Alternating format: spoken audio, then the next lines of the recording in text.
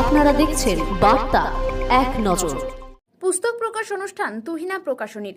ঈশ্বরচন্দ্র বিদ্যাসাগরের 204তম জন্মবার্ষিকী উপলক্ষে তুহিনা প্রকাশনীর তরফ থেকে একটি পুস্তক প্রকাশ অনুষ্ঠানের আয়োজন করা হয় রামকৃষ্ণ মিশন স্বামী বিবেকানন্দের পৈতৃক আবাস ও সাংস্কৃতিক কেন্দ্রে।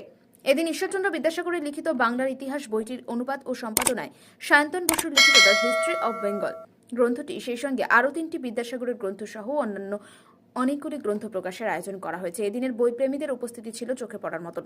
অনুষ্ঠানে উপস্থিত ছিলেন একাধিক বিশিষ্ট ব্যক্তি, তবে তার মধ্যে বিশেষ আকর্ষণ হিসেবে বিজেপি নেতাদের উপস্থিতি ও বক্তৃতা। সকলেই নিজেদের বক্তব্য ও অভিজ্ঞতার কথা তুলে ধরেন উপস্থিত দর্শকদের কাছে।